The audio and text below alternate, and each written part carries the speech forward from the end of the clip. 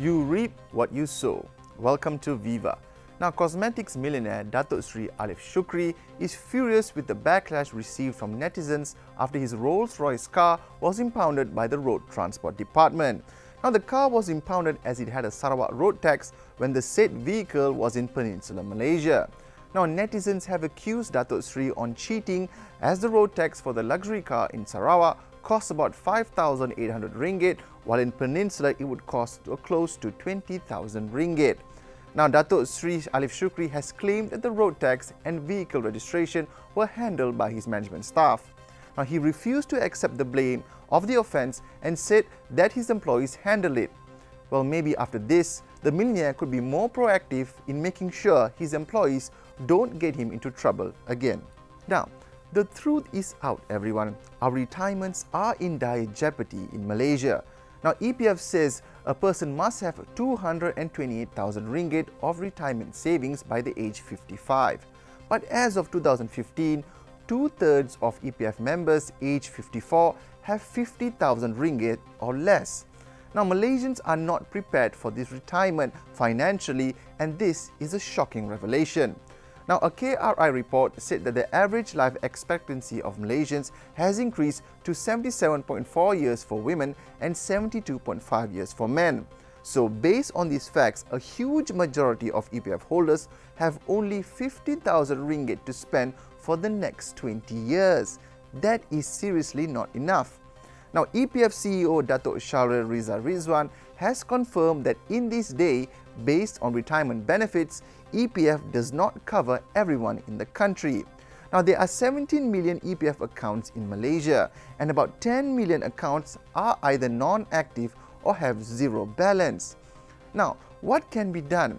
So, there is a solution to this, but it will come at a cost. Now, the government can enforce a certain minimum pension for everyone like in certain countries, but this will cause taxes like income tax, GST and corporate tax to increase dramatically.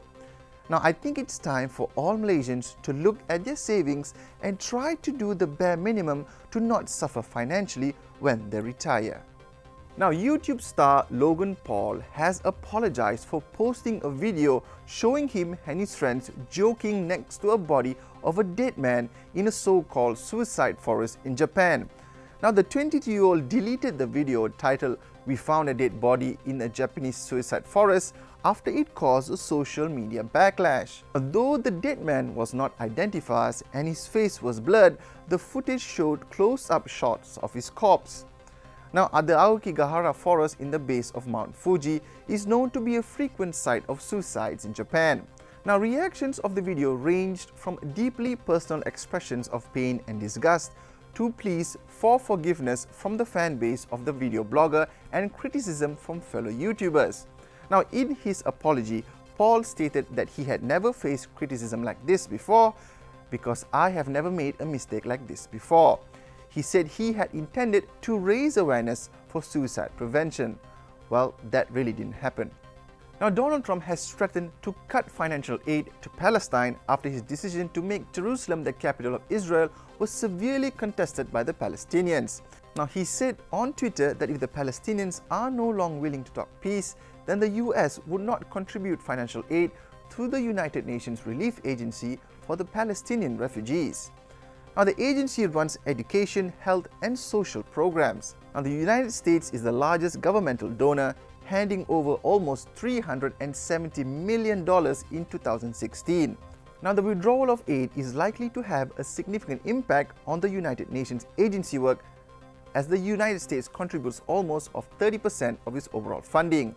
Now, the Palestinians have said the move showed that the United States could not be a neutral broker. Now, the decision on Jerusalem was also overwhelmingly condemned at the United Nations, where 128 countries voted against Mr. Trump's fulfillment of a campaign promise.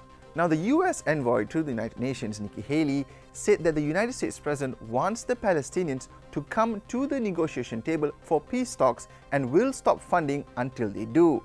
She said, "We are not giving the aid, and we are going to make sure that they come to the table."